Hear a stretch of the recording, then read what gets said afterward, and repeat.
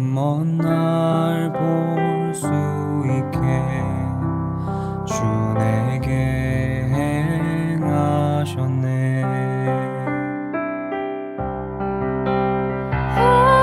호산나 호산나 죽임 당한 어린 양. 호산나 호산나 예수 다시 사셨네.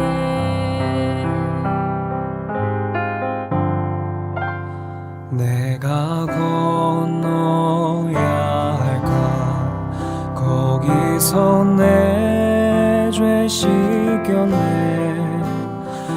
이제 주의 사랑이 나를 향해 흐르네.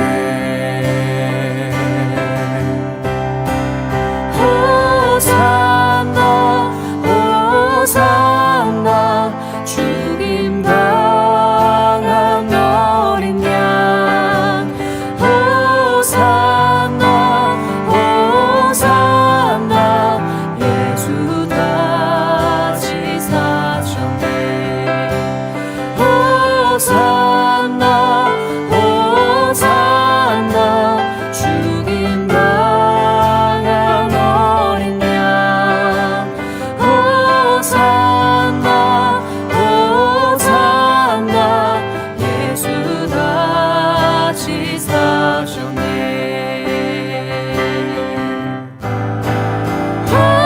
호산나 호산나 죽임 당한 어린 양. 호산나 호산나 예수 다시 사셨네. 호산나 호산나 죽임 당한 어린 양. 호산나 호산나 예수 다시 사셨네.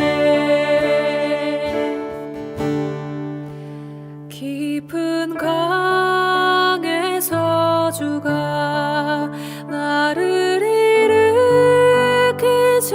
일으키셨도다. 구원의 노래 부르리. 예수 자유 주셨네.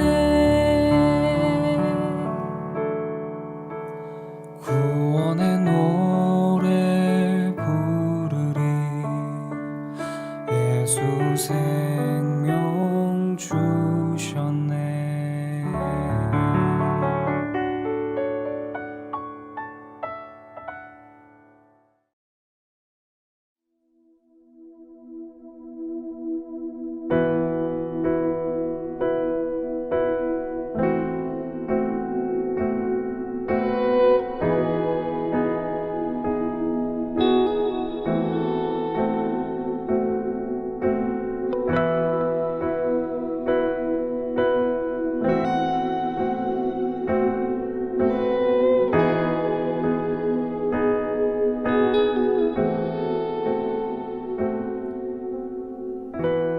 약할 때 강함 되시네. 나의 보배가 되신 주, 주 나의 모든 것.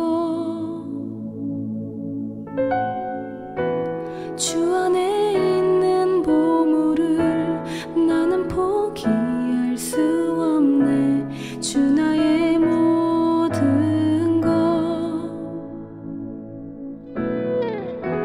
십자가 죄 사하셨네. 주님의 이름 찬양해. 주 나의 모든 것.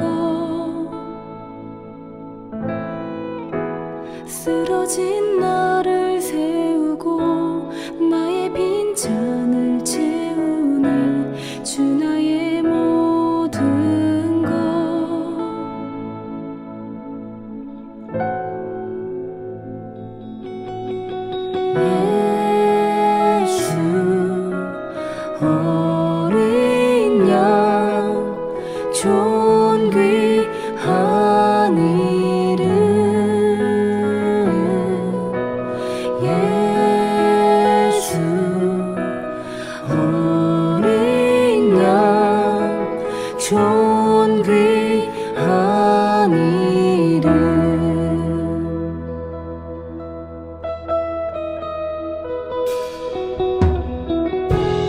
약할 때 강함 대신에 나의 보배가 되신 주 나의 모든 것 주 안에 있는 보물을 나는 포기할 수 없네 주 나의 모든 것 예수 어린 양 존귀한 이름 예수 어린 양 존귀한 이름 예수 어린 양 존귀한 이름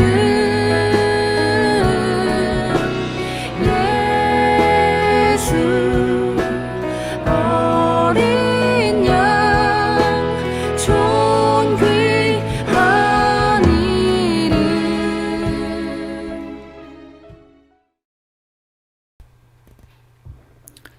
오늘도 6.19 온전함 기도에 함께 하시는 한 분 한 분을 주님의 이름으로 축복합니다. 오늘 묵상할 본문은 고린도 후서 7장 8절에서 16절입니다. 말씀을 봉독하겠습니다. 그러므로 내가 편지로 너희를 근심하게 한 것을 후회하였으나 지금은 후회하지 아니함은 그 편지가 너희로 잠시만 근심하게 한 줄을 알미라.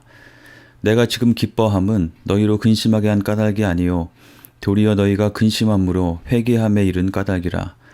너희가 하나님의 뜻대로 근심하게 된 것은 우리에게서 아무 해도 받지 않게 하려 함이라. 하나님의 뜻대로 하는 근심은 후회할 것이 없는 구원에 이르게 하는 회개를 이루는 것이요 세상 근심은 사망을 이루는 것이니라. 보라, 하나님의 뜻대로 하게 된 이 근심이 너희로 얼마나 간절하게 하며 얼마나 변증하게 하며 얼마나 분하게 하며 얼마나 두렵게 하며 얼마나 사모하게 하며 얼마나 열심히 있게 하며 얼마나 벌하게 하였는가. 너희가 그 일에 대하여 일체 너희 자신의 깨끗함을 나타내었느니라. 그런즉 내가 너희에게 쓴 것은 그 불의를 행한 자를 위한 것도 아니요 그 불의를 당한 자를 위한 것도 아니요 오직 우리를 위한 너희의 간절함이 하나님 앞에서 너희에게 나타나게 하려 함이로라. 이로 말미암아 우리가 위로를 받았고 우리가 받은 위로 위에 기도의 기쁨으로 우리가 더욱 많이 기뻐함은 그의 마음이 너희 무리로 말미암아 안심함을 얻었음이라. 내가 그에게 너희를 위하여 자랑한 것이 있더라도 부끄럽지 아니하니 우리가 너희에게 이른 말이 다 참된 것 같이 디도 앞에서 우리가 자랑한 것도 참되게 되었도다. 그가 너희 모든 사람들이 두려움과 떨므로 자기를 영접하여 순종한 것을 생각하고 너희를 향하여 그의 심정이 더욱 깊었으니 내가 범사에 너희를 신뢰하게 된 것을 기뻐하노라.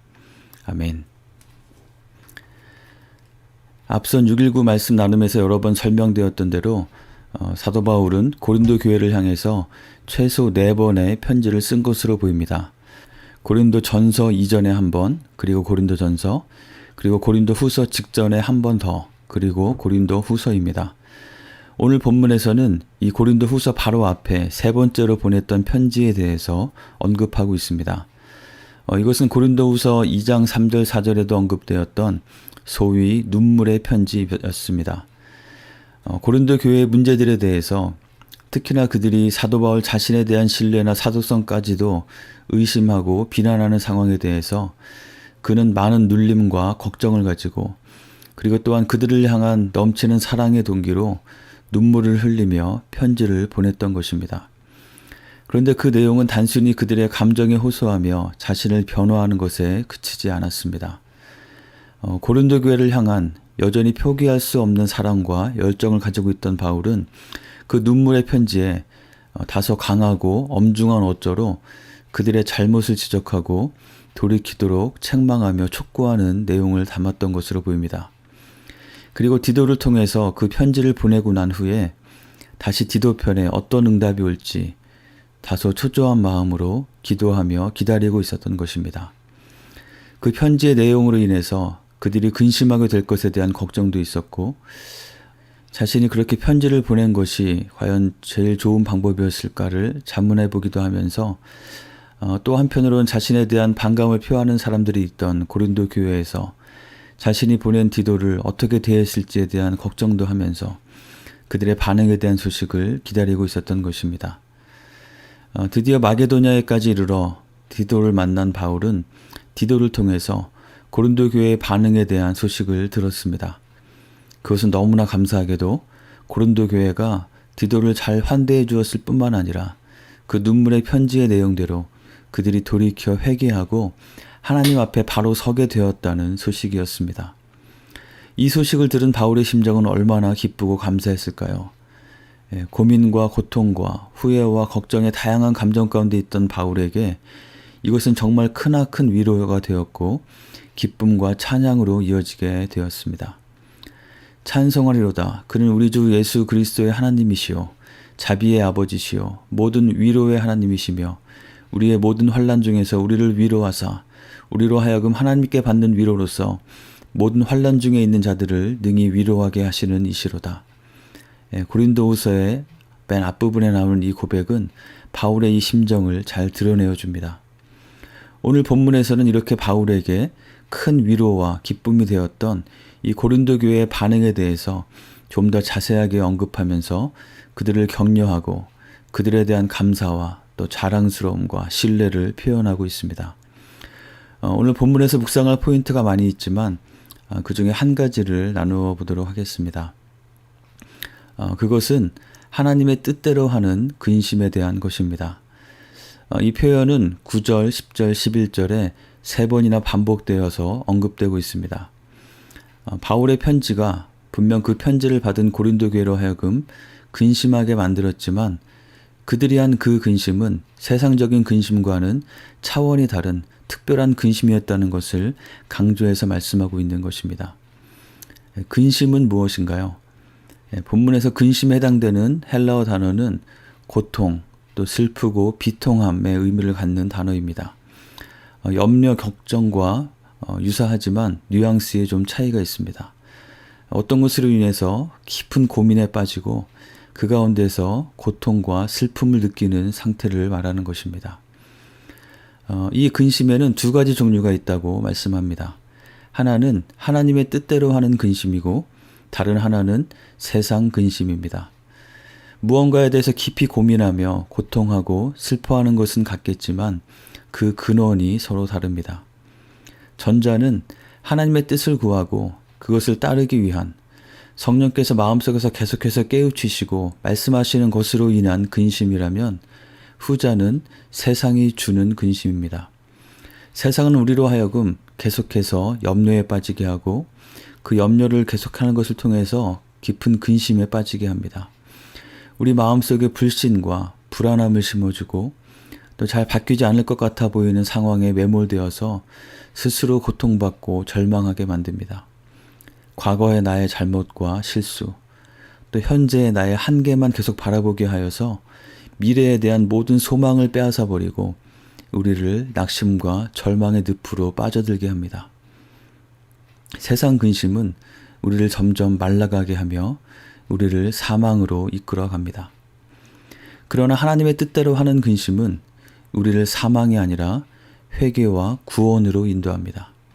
왜냐하면 이것은 하나님의 뜻 앞에, 주님의 말씀 앞에 우리 자신을 겸손하고 솔직하게 비추어 보는 것이고 그 가운데서 나의 부끄러운 민낯과 때로는 형편없음을 발견하며 그렇지만 거기에 주저하는 것으로 끝나지 않고 회개함으로 돌이킴으로 다시 하나님 앞에 바로 서게 해주기 때문입니다. 그리하여 우리에게 주신 구원을 이루어가는 성화의 삶을 살아가도록 해주기 때문입니다. 이 과정은 결코 유쾌하거나 즐겁기만 하지는 않습니다. 우리에게 근심을 주죠. 우리의 마음 깊은 곳에 고통과 슬픔을 줍니다. 그러나 그 근심은 우리를 죽이는 고통이 아니라 우리를 살리는 고통인 것입니다. 요즘에 토요일 아침마다 2단 경계 세미나를 하고 있는데요. 이 하나님의 뜻대로 하는 근심에 대한 말씀은 구원파적인 사상이 얼마나 잘못된 것인지 분명하게 드러내어 줍니다. 우리는 우리의 잘못에 대해서, 우리가 하나님 앞에 바로 서지 못하는 모습에 대해서 고민하고 고통하며 근심해야 합니다. 예수님을 믿음으로 우리의 포지션이 하나님의 자녀로 이미 바뀌었지만 우리의 컨디션은 아직 죄성이 있고 그로 인해 어리석은 선택을 하며 잘못할 때가 여전히 많기 때문입니다.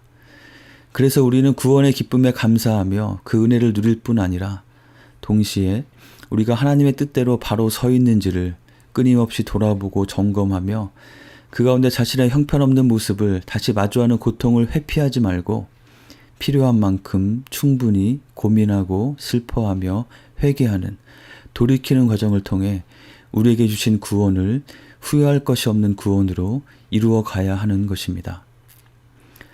이러한 근심, 고민과 또 그 가운데서 느끼는 고통과 슬픔은 과연 우리에게 왜 필요한 것일까요? 이것은 우리를 변화시켜서 참된 회개에 이르게 하는 에너지를 공급해 줍니다. 11절은 말씀합니다. 하나님의 뜻대로 한 그 근심으로 인해서 그들이 바울의 사랑의 책망을 듣고 깊이 고민하며 자신의 잘못을 깨닫고 그로 인해서 슬퍼하고 아파했던 바로 그것으로 인해서 그들에게는 간절함이 되살아났고 또 진리를 찾고자 하는 변증함이 되살아났고 거짓에 대한 거룩한 분노, 또 분별 없이 행동하다가 또다시 큰 잘못에 빠질 수 있다는 두려움 내지는 경각심, 그리고 엄위하신 하나님께 대한 경외심, 진리에 대한 사모함과 열심, 그리고 잘못된 것들에 대해서 엄벌하며 단호하게 끊어내는 매우 구체적이고 실질적인 회개의 모습이, 변화가 강력하게 일어나게 되었던 것입니다. 그리하여 그들이 그 문제들에 대해서 깨끗하게 설 수 있게 되었다고 말씀합니다. 문제에 대해서 설렁설렁 받아들이고 그 심각성을 제대로 인지하지 못한다면 이러한 변화는 일어나기 매우 어려울 것입니다. 그러나 문제를 정말 그 문제 그대로 받아들이고 그에 대해서 충분히 근심하며 고통하며 애통할 때 그것은 우리를 참된 회개로 이끌어주는 것입니다. 이 참된 회개는 잘못을 깨닫고 후회하는 것에서 그치는 것이 아니라 우리의 마음을 새롭게 하여 예전의 방향에서 돌이켜서 새로운 방향으로 나아가는 것입니다. 스탑사인 앞에서 멈추는 것뿐 아니라 유턴을 해서 새로운 방향으로 나아가는 것입니다. 그 큰 변화를 일으키는 에너지가 바로 이러한 근심, 우리의 잘못에 대한 깊은 인식과 그로 인한 근심과 고통과 슬픔을 통해서 생겨나는 것입니다. 이 모든 것이 가능하려면 우리에게 기본적으로 무엇이 필요할까요? 중요한 한 가지는 우리에게 teachable함이 필요하다는 것입니다.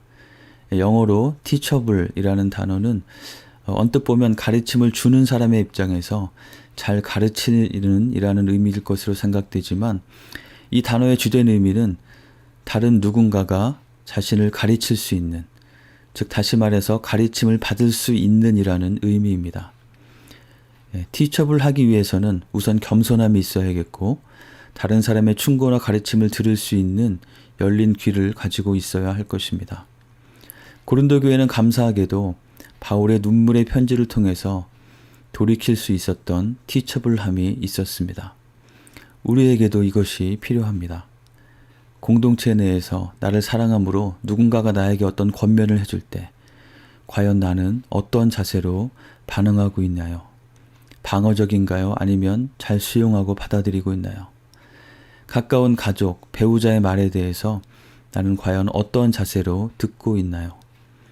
말씀 묵상을 통해서 또는 설교 말씀을 통해서 아니면 목장 모임에서 나눔 가운데 나에게 말씀을 통한 어떤 도전이 주어질 때 과연 나는 그것에 대해서 어떻게 반응하고 있나요? 그것을 직면하고 받아들일 때 따라오게 될 근심의 과정을 회피하기 위해서 그저 흘려듣거나 아니면 그저 외면하고 있는 것은 아닌지요. 최근에 여러분이 들었던 책망이나 지적, 권면, 도전은 무엇이 있었나요? 그에 대해 여러분은 어떻게 반응하셨나요? 하나님의 뜻대로 하는 근심도 고통스럽습니다. 때로는 왜 내가 예수님을 믿어서 이런 고민까지 하며 살아야 하나라는 그러한 생각이 들게 할 수도 있습니다. 그러나 그 근심과 고민은 우리를 건강하게 하고 우리로 하여금 후회할 것이 없는 구원에 이르게 합니다. 오늘 이 순간 여러분의 마음에는 어떤 근심과 고민이 있으신지요? 우리를 끊임없이 절망하게 하는 세상이 주는 근심은 아무것도 염려하지 말고 오직 모든 일에 기도와 간구로 너희 구할 것을 감사함으로 하나님께 아뢰라. 그리하면 모든 지각에 뛰어난 하나님의 평강이 너희 마음과 생각을 지키시리라. 이 말씀을 붙들고 떨쳐버리시기 바랍니다. 그러한 세상 근심이 아니라 하나님의 뜻대로 하는 근심, 하나님의 뜻대로 더 바로 서기 원하는 마음으로 나의 부족함과 잘못을 지적받거나 깨닫게 될 때 애통하는 자는 복이 있나니라고 하신 말씀처럼 그에 대해서 충분히 애통하며 대강대강 돌이키는 것이 아니라 확실하게 회개하고 돌이켜서 구원받은 하나님의 자녀답게 우리가 사는 이 세상에서의 복음의 능력을, 경건의 능력을, 선한 영향력을 듬뿍 풍기고 발휘하며 사는 우리 모두가 되기를 주님의 이름으로 간절히 축원합니다. 함께 기도하겠습니다. 오늘 말씀을 기억하며 함께 기도합시다. 우리로 하여금 세상의 근심에 빠지지 않고 하나님의 뜻대로 하는 근심으로 인해 하나님 앞에 더 바르게 깨끗하게 설 수 있도록 하나님의 도우심을 구하며 기도합시다. 이것은 결코 우리의 의로 되지 않습니다. 성령께서 우리의 마음을 지켜주시고 우리의 마음을 늘 부드럽게 하시고 잘 배울 수 있는 티처블한 마음이 되도록 주정하여 주셔서 우리가 돌이켜야 할 부분, 더 성장해야 할 부분에 대해서 잘 듣고 받아들이고 그렇게 변화해가는 우리가 될 수 있도록 도와주시기를 구하며 함께 기도하겠습니다.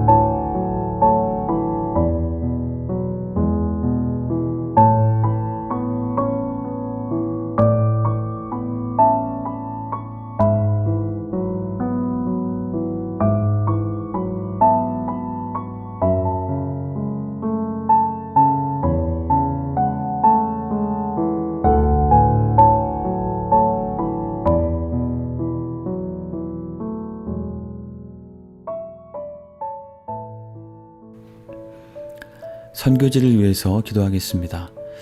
우리가 동역하고 있는 선교지의 교회들과 성도들 그리고 선교사님들과 그 가정을 더욱더 견고하게 붙잡아 주시도록 기도합시다. 또한 하나님 나라의 선교를 위한 우리 모두의 마음이 무디어지지 않고 감사함으로 이것을 정말 귀하게 여기며 두려움과 떨림으로 이 사명을 충실하게 감당해가는 우리 교회와 우리 자신이 될 수 있도록 함께 기도하겠습니다.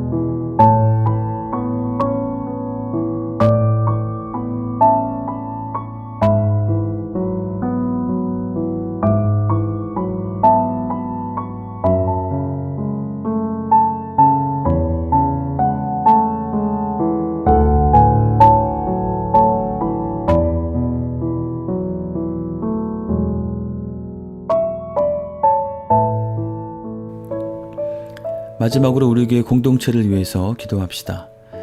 먼저 어제 최동관 목사님의 수술을 잘 마치도록 인도하신 하나님께 감사의 기도를 드립시다.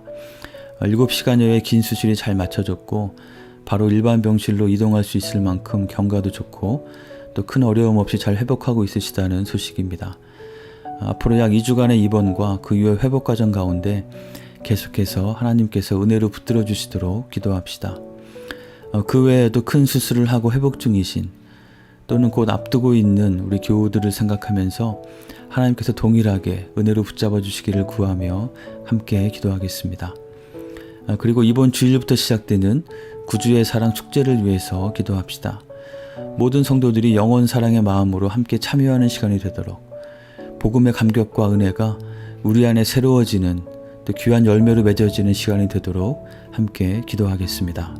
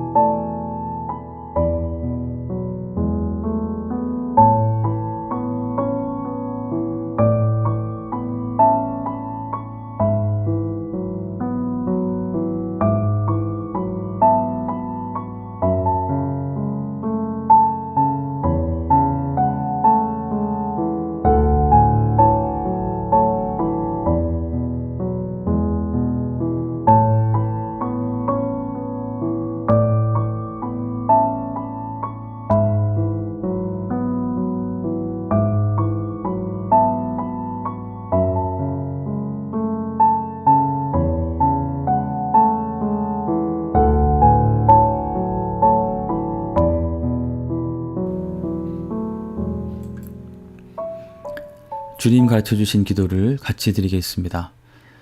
하늘에 계신 우리 아버지여, 이름이 거룩히 여김을 받으시오며 나라가 임하시오며 뜻이 하늘에서 이루어진 것 같이 땅에서도 이루어지이다. 오늘 우리에게 일용할 양식을 주시옵고 우리가 우리에게 죄 지은 자를 사하여 준 것 같이 우리의 죄를 사하여 주시옵고 우리를 시험에 들게 하지 마시옵고 다만 악에서 구하시옵소서. 나라와 권세와 영광이 아버지께 영원히 있사옵나이다. 아멘.